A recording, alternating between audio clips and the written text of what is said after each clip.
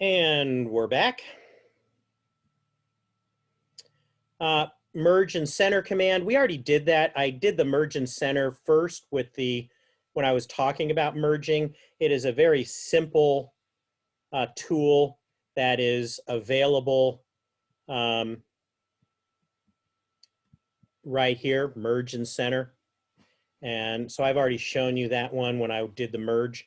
But they're different. Merging just merges cells. It creates multiple cells, however many you've selected. They have to be a rectangle, either one set in a row or a column, or some combination of row and column make a rectangle. You can't select a bunch of disjointed cells. So for example, I can't select these and then choose, wait a minute. Yeah, no, it didn't merge the cells. It merged them separately. So I've got a merge cell here and a merge cell here. 3 merge cells to make this and 2 merge cells here. I can't make an odd shape of these 2 items. I can't make this odd shape one cell. It has to be a rectangle if I want it to be one cell. So this I could actually say align and merge. And now that it's a rectangle, it's all merged, okay? So it has to be a rectangle, not an odd shape. Merge and center is just, it's doing 2 things at once. It's doing the merge and also clicking on the center, but not the vertical center. It centers left and right. Merge and center centers this way, left and right, but it doesn't center top to bottom. Okay, so I do merge and center. It's going to center left to right. It's going to merge the cells, but it's not going to center top to bottom unless I manually select also center vertically. Okay.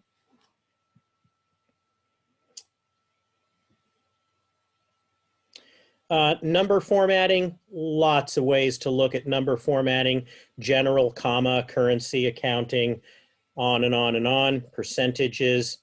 So if I look at numbers like this, let's look at some of these numbers. Quantity is an actual simple number, and I'm going to go to font and number.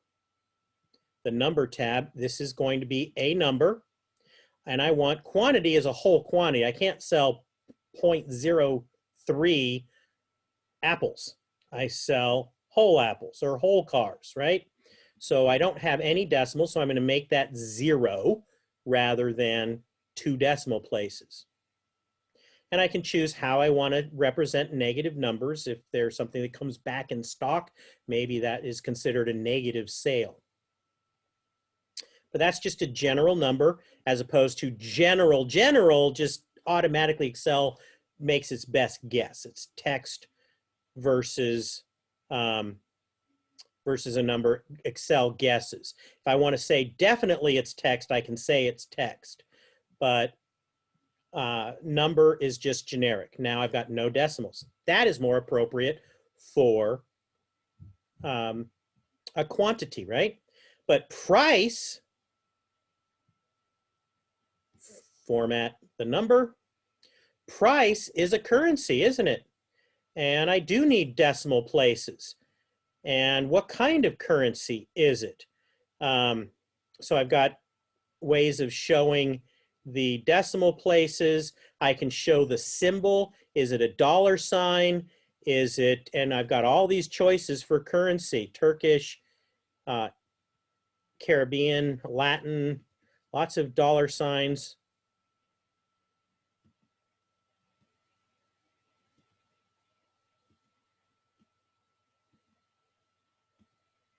Interesting. Spanish, Welsh, Chinese. So you look for the country. It's not all alphabetical that I thought, and it's also not necessarily saying what the currency is. So for example, Dutch is a euro, but it doesn't say euro. It's based on the country. And so I can say, all right, this is Dutch currency for this. This is our division in the Netherlands, and bingo, and it shows the euro symbol. I haven't been in there in a long time to look at other currencies. It's always $, which is right at the top. And it's been years since I've had to look for euros or rubles or something else. But you can look at the price based on whatever currency is in there. But there's not just the currency way of looking at it. I can also look at the number and say, maybe this is an accounting number. And accounting numbers look at things a little bit differently. Accounting numbers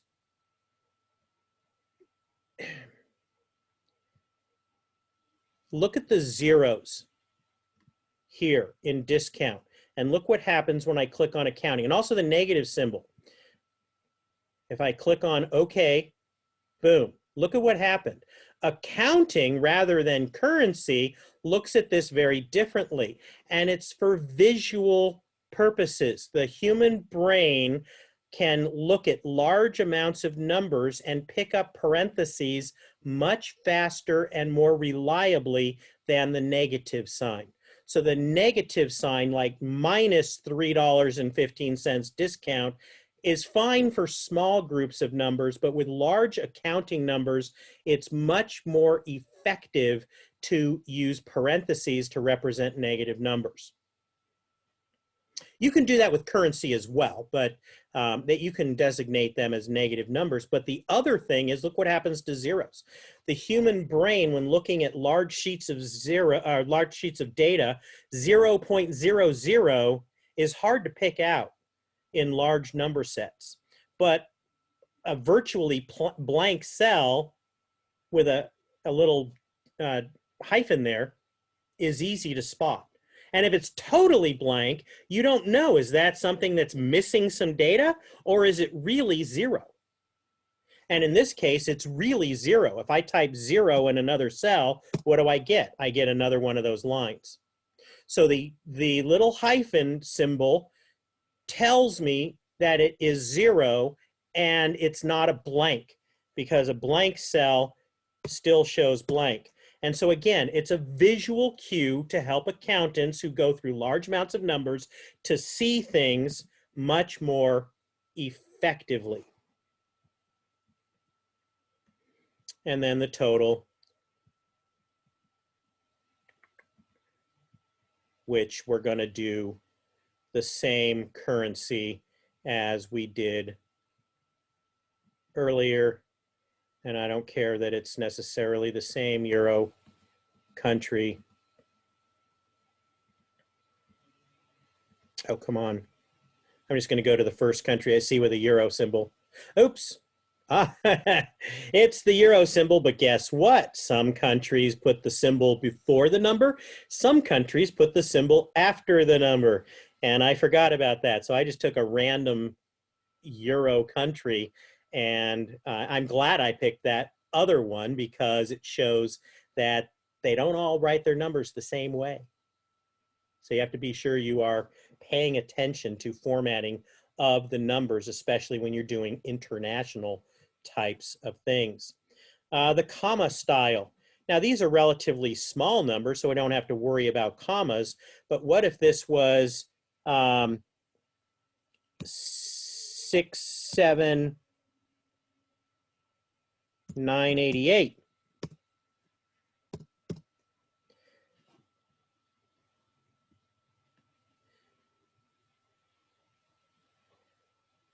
And times, so yeah, I'm buying 2 of these.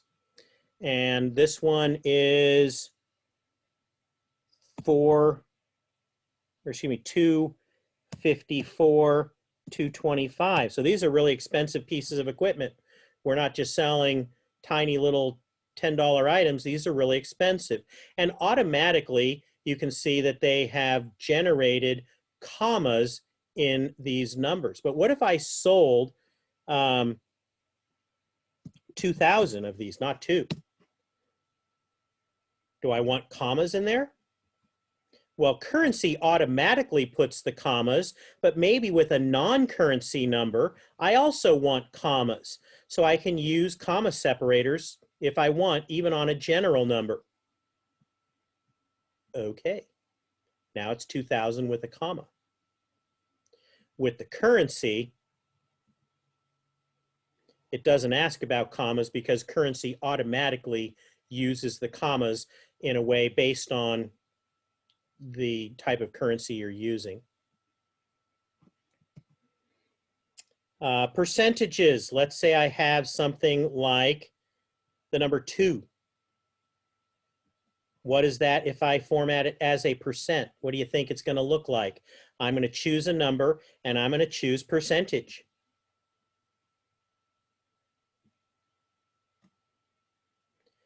Two is actually 2.00 or 200%. If I wanted 2%, that's really 0.02. That's what 2% is. There it is, 2%.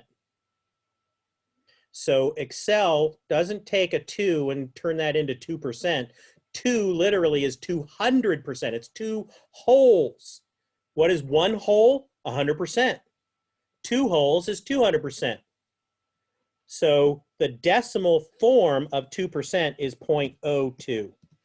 And 20% would be 0.20. That's 20%. Okay? So those are percentages. I can even do fractions. Format the cell, and I want this displayed as a fractional number. 1/5. 20% is 1/5. What about 0.276? Wow, what's that going to be? It's going to round it off. I don't think that is exactly 2/7, but it's close. It's rounding it off. So be careful with fractions. It is not going to give you an exact fraction. That would have been an ugly fraction, I think. Let me try another one. 279. I guarantee you that, yeah, it's still 2/7, right? Because it's rounding it off. But it can become really, really handy. But it says up to 1 digit. Oh, I do have up to 3 digits. 190 681s. That's the closest fraction it could come up with for 0.279. Okay, is that exact? No, but it's a hell of a lot closer than 2/7. So be careful with fractions. They are useful. Something like 0.25. A nice round fraction, that's 1/4. Do I need 3 decimal or 3 digits to represent a 1/4? No. It simplifies the fraction. It's not going to do 100 400ths, which is also 1/4. Anyway, those are just some of the wonderful choices in formatting numbers. There's time, date, scientific number. So, let's do one of those. I'm going to label this as scientific and do a really big number like 250 million. What is that? 2.5 times 10 to the 8th power. Now, I can't write times 10 to the power of 8 very easily, so it just says E, which is exponent 08, which is to the 8th power. So this is an abbreviated scientific notation that is used by Excel. And that would be the equivalent of 2.50 times 10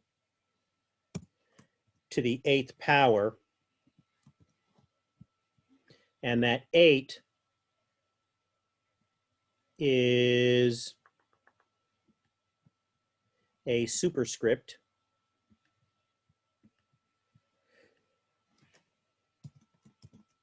So this is exactly the same thing. This is how you would normally see it written in scientific notation, the one on column D, but Excel writes it this way to make it easy for the formatting that is within Excel's skill set, I should say. It's easier for Excel to write that, and people who deal with scientific notation with large or very small numbers, a very small number like 0.000087, well, that's 8.7 times 10 to the negative 6. Again, scientific notation is generally used for very big and very small numbers, and if you're into science, fabulous. Any other numbers I want to deal with? Font, number. I'll deal with date. I want to show you one thing on date, and I'll just format this as date. And it's like, what? I'm going to say 1. Oops, did I format it as date? Something happened. Date, okay. So what is the number 1? I typed in the number 1. Excel actually uses a date function, which is the number of days since January 1st, 1900. So you got to be careful if you're dealing with things like geology or archaeology, not geology, but archaeology, paleontology, things where you're talking about old dates, really old dates, history. There's a lot of history before 1900. But yeah, I was thinking geology because, you know, the formation of rocks might be millions of years. So how do you calculate approximate dates that way? You need to use a different strategy. But normally when we're dealing with dates in Excel, we're dealing with things that are happening now or not too long ago within the last decade or so, or the next decade to come. So that works for most things, but it literally is counting the days. So what about if I typed in 25? That's January 25th, 1900.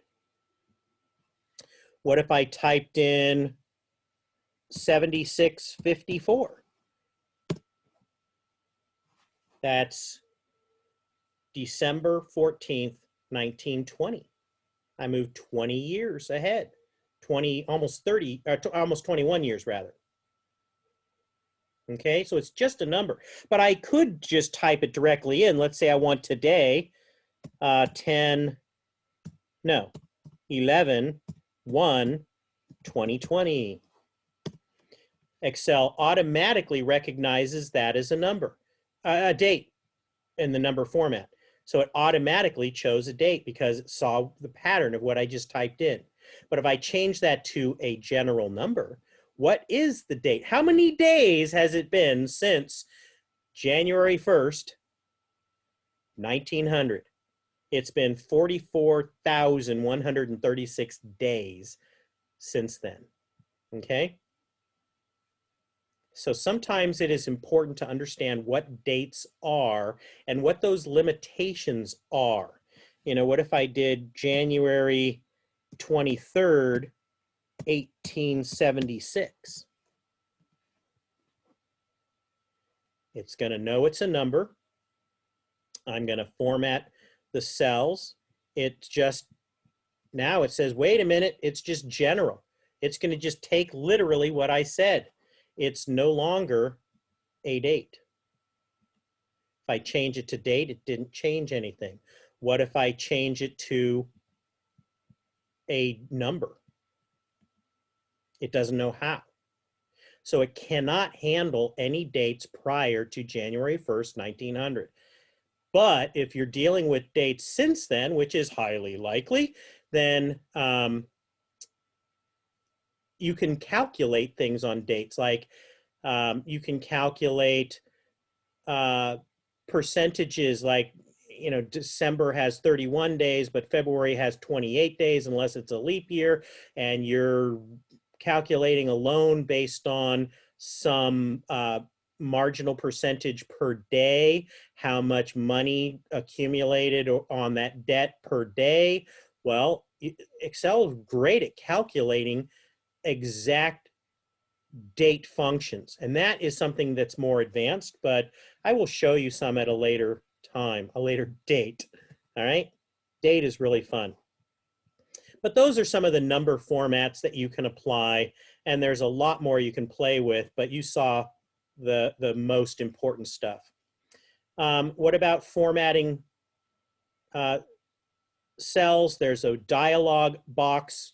We already talked about the number, but there's a border tab. We talked a lot about alignment. We haven't talked about fill, but we'll get there. And font, which we've talked about a lot already. And then the protection tab. So let's look at the border first. You can add borders, and there's a quick tool for adding borders. And I already showed you one of those, but let's say I want borders around my table here. And so I can highlight the whole thing and just use the quick tool and say borders around everything with a thick border around the whole outside. Bingo. You already saw me do something like that. So there's a thicker border around the outside, and I got borders on all the cells. If I want to make something a little bit fancier than that, I can go into home. I can go to my font border, and then I can pick other styles. Maybe I like this style for all of my internal borders. And I like all of them except this one. I want this one, the bottom border. I don't like that. I want that one to be border. I want this bottom edge to be a nice bold line.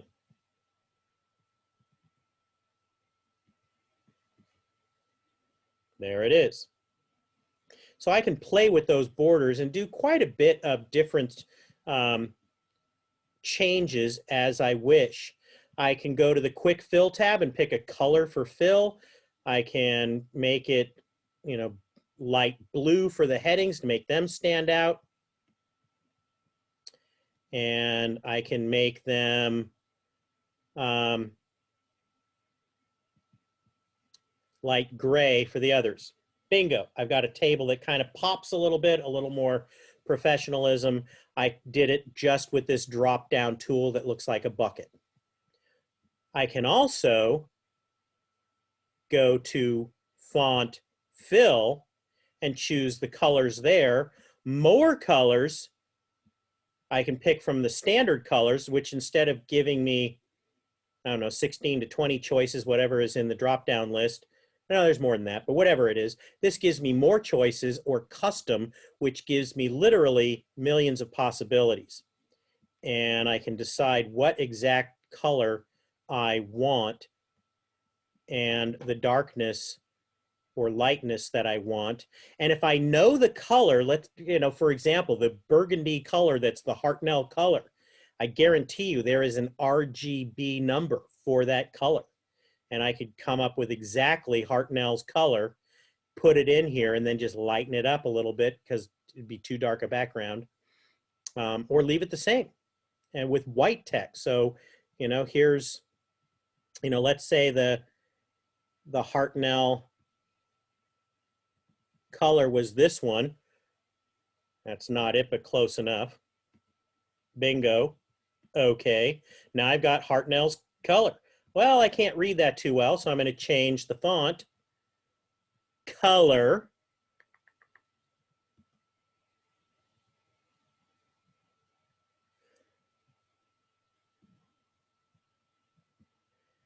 and I'm going to change it to a pale yellow for whatever reason. Bingo. Do I like that? Not really. But I'm sure I could find a combination that I might really love.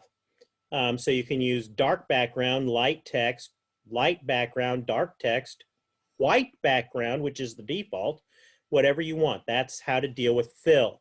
And you can deal with fill with the quick and easy set of colors, or go to more colors to really make it pop. And then font colors, the same thing. I could go in this drop-down list if I just want to pick from the main ones, or go to more colors if I wanted. All right. So that is fill and borders. Lots of choices for borders, applying fill. I just showed you that. I not only showed you the standard color set, but also custom colors that you could deal with, and even specifying by number. And don't forget that RGB number. You can look up RGB numbers, or even ask the graphics design people at any company, the people responsible for all of their marketing materials, and just say, hey, I like that color. What is your RGB code for that color? And they should be nice enough to tell you what that color is. And then I can go to fill, more colors, go to the custom tab, and literally just type it in. If they say, oh, it's 122, 51, 17, there's the color. Bingo. You now have the official RGB color for that company's logo design standard features. Now, some tools, a more professional tool, uses a different color scheme called CMYK, cyan, magenta, yellow, black. K means black. And that is for printing.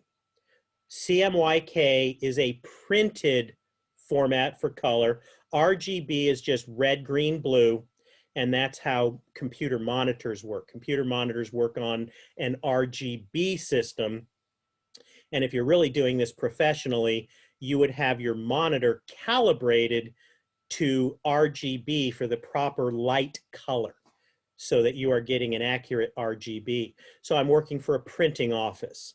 I'm working for a fabric company or a clothing company where your colors have to be right on. I'm going to not only calibrate my monitor to the color, RGB color, or I'm also, and not or, and I'm going to calibrate my printer to output RGB. Now, all printers aren't capable of that, but if I'm working for a professional organization doing things like marketing materials and dealing with fabrics and clothing and other very important color industries, everything's got to be just perfect. So your computer monitor has to be accurate and your printer has to be accurate. I used to work for a printer, and we spent a lot of time trying to make sure everything was calibrated to the CMYK printed colors, and the monitors were all calibrated RGB so that the temperature of the color temperature was accurate for viewing. That's more than you ever wanted to know about colors, I'm sure. Fill patterns, you can also create patterns. And you can even create patterns based on, and colors based on other factors, but we're not going to get into that here. So if I format, let's say I want a fill pattern, you can create little dots. Or there's a background that includes a bunch of little dots. Or I can create a pattern in the background that includes a grid or slash marks. Let's go with these slash marks. Now that makes it a little busy for me, but again, you can create patterns in the background of your cells to add to the appearance that you want.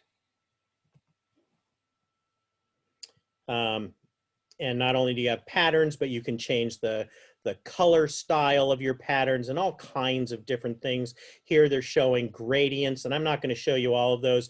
You can play around with all kinds of fill effects and make things look really nice. I don't spend a whole lot of time worrying about that because that artistic side of things comes out once in a while when I'm creating a formal presentation. When I'm doing things for class presentations, when I'm doing things for businesses I've worked for in the past, it's just about convey the data, not spending time with the fancy level of stuff like fill patterns. Find and replace. Let's say I have some data, and I'm just going to say,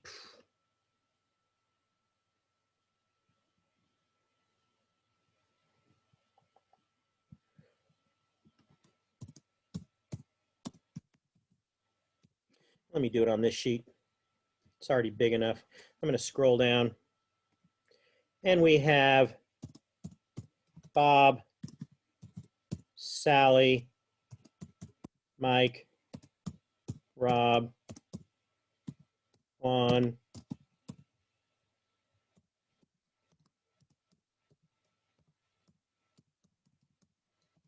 all right, so I've got these people, and they're in a big table of information.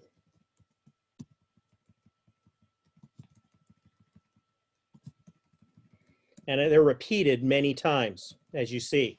I just copied and pasted it a number of times. Well, let's say it's not so obvious. I want to find Socorro.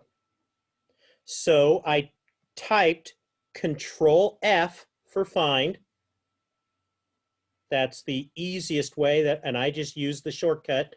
Not even going to bother trying to show you the other way to get there. Just Control F for find.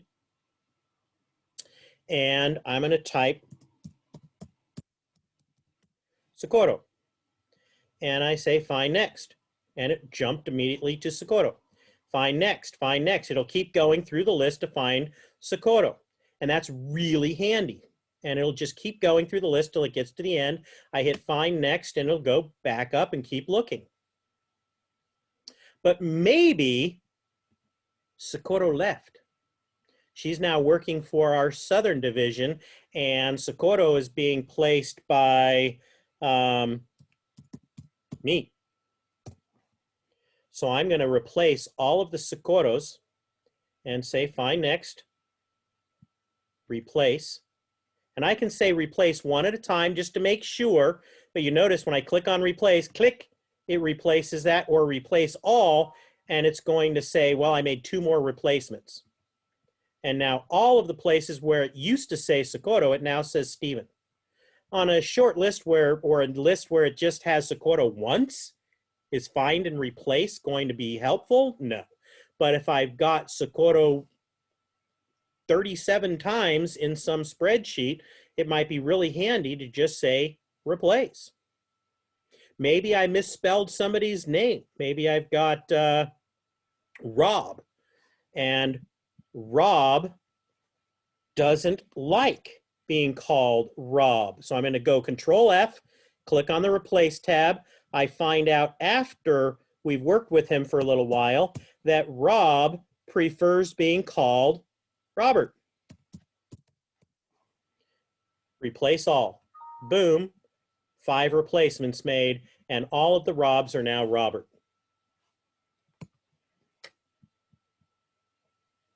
So find, a great way to find something in a large spreadsheet. You know, I go to my music file and I want to say, I don't know, find recent. Did I look at it recently?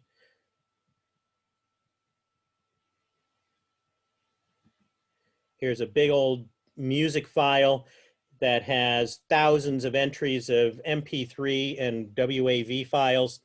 And I want to find Control F.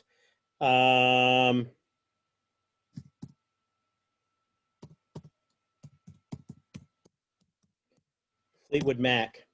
Bingo, there's Fleetwood Mac, or at least Fleetwood. I searched very quickly, so this spreadsheet is literally 27, 20, almost 28,000 songs listed in this spreadsheet, and I was able to find it very, very quickly. And there's no way in hell I would want to scroll through 38 or 30,000 lines of code looking for something or a particular song. Love Me Do by the Beatles. Where the hell is that? All right, I would take me forever to find that in this. This is 18,962 down the list.